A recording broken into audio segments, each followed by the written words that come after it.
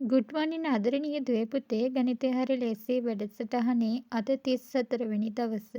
ඉතින් ආදරණීය දුවේ පුතේ අපි දෙවෙනි ගණිතය හරි ලේසි වැඩසටහන යටතේ සිදු කරන්නේ ඔයාලගේ O level paper එකේ දෙවෙනි ප්‍රශ්න පත්‍රයේ එන දෙවෙනි කොටස ගානක් සාකච්ඡා කරන එක.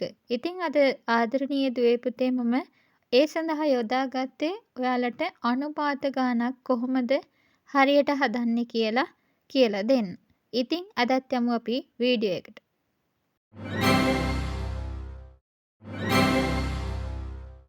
ඔන්න දුවේ පුතේ අද ගාන තියෙන්නේ සමන් හා රහීම් 4:5 අනුපාතයට මුදල් යොදා ව්‍යාපාරයක් ආරම්භයි.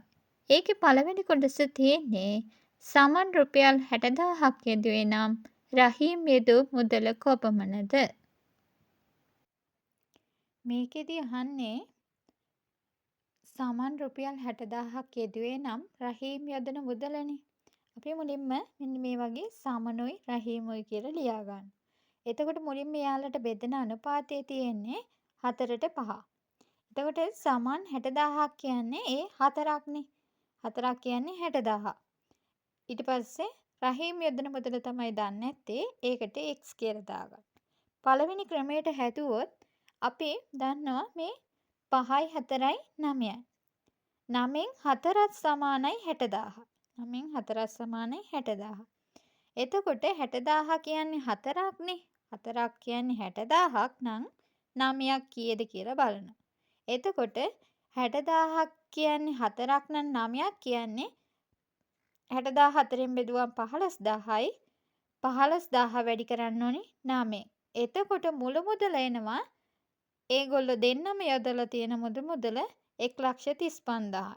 එතකොට 1,35,000න් මෙතන සමන් යොදලා තියෙනවා 60,000ක්. එතකොට 1,35,000න් 60,000ක් අඩු කරාම රහීම් යොදන මුදල 75,000යි.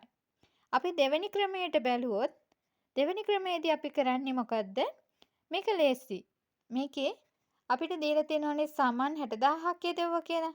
සමන් 60,000 කියන්නේ එයා අනුපාතය 4යි. 60,000 4න් බෙදලා රහීම් බෙදුවේ 5යි. එතකොට 60,000 4න් බෙදුවා 5න් වැඩි කරා. එතකොට රහීම්ගේ කොටස එනවා. 15,000 වැඩි කිරීම 5 කියන්නේ ඒත් 75,000යි. එතකොට රහීම් යදපු මුදල රුපියල් 75,000. රුපියල් කියන එක අනිපාතයයි. ඔන්න පුතේ දෙවෙනි ගාන තියෙන්නේ ව්‍යාපාරය ආරම්භා මාස දෙකකට පසුව නාදන් රුපියල් 90,000ක් යොදා එම ව්‍යාපාරයට හවුල් වේ. ව්‍යාපාරය ආරම්භා වර්ෂයකට පසුව ලැබූ ලාභය යෙදූ මුදල හා කාලය අතර අනුපාතිකව බෙදිය යුතු නම් සමන් රහීම් හා නාදන් අතර ලාභය බෙදිය යුතු අනුපාතය හොයන්න. මේකෙදී සමන් රහීම් නාදන් අතර ලාභ බෙදූ අනුපාතයනේ හොයන්න තියෙන්නේ. දැන් සමන් රුපියල් 60,000ක් යෙදුවේ අවුරුද්දටමයි. එතකොට මාස 12ක්. එතකොට රහීම් 75,000ක් යෙව්වේ එයත් අවුරුද්දකට. හැබැයි නාදන් ආවේ 90,000ක් ගෙවලා මාස 10කට. ඇයි මාස දෙකක් පරක් වෙලානේ ආවේ. එතකොට එයාට බෙදන්න ඕනි ඒ මාසවලට. ඊට පස්සේ මේකේ මේ 0.3 ඒවා කැපිලා යන විදිහට කපලා දානවා. අපිට ලේසි වෙන්න. ඊට පස්සේ එන්නේ 60 12න් වැඩි කරපුවම 720යි. 75 12න් වැඩි කරපුවම 900යි. 90 10න් වැඩි කරපුවම 900යි. මේ තුනම කැපෙනවා මෙන්න මේ 0.3 කපා ගත්තා ලේසි වෙන්න. ඊට පස්සේ මේ තුනේම කැපුවා. එතකොට මේ තුනේම තියෙන 72යි 90යි 90යි. මේ තුනම බෙදෙන සංඛ්‍යාව තමයි 9. තුනම බෙදෙන සංඛ්‍යාවක් තමයි ගන්නෙ.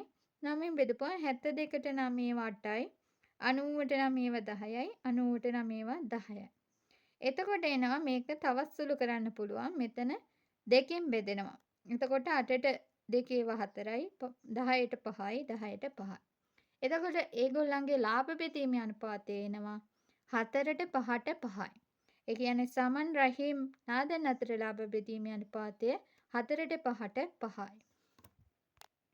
ඔන්න පුතේ ඒ ගානෙම අපිට තුන්වෙනි ගාන විදිහට දීලා තියෙනවා රහීම්ට ලැබුණු ලාභය රුපියල් 25,000ක් නම් මුළු ලාභය කොපමණද කියලා. ඊට පස්සේ කියනවා රහීම්ට දෙනවලු 25,000ක් ලාභය විදිහට. එහෙනම් මුළු ලාභය කොපමණද කියලා.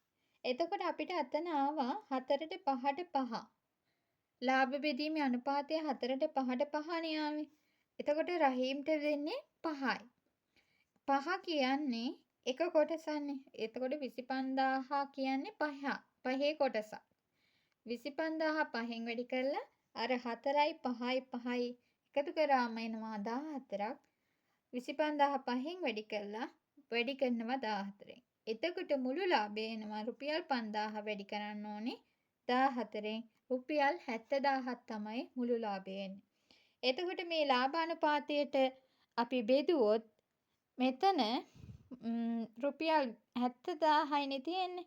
ඒක 14න් බෙදපුවම එක්කෙනෙකුට 5,000 ගානේ මෙයාට 20,000යි මෙයාට 25,000යි මෙයාට 25,000යි. 25,000යි 25,000යි 50,000යි මෙයාට 20යි 70,000ක් එනවා. ඉතින් ආදරණීය දුවේ පුතේ ඔන්න අද දවසට අදාළ අනුපාත ගාන හදලා ඉවරයි. ඉතින් ආදරණීය දුවේ පුතේ ඔයාලට මම මේ කරන වීඩියෝ තේරෙනවද නැද්ද කියලා කමෙන්ට් එකක් දාගෙන යන්න. Thank you.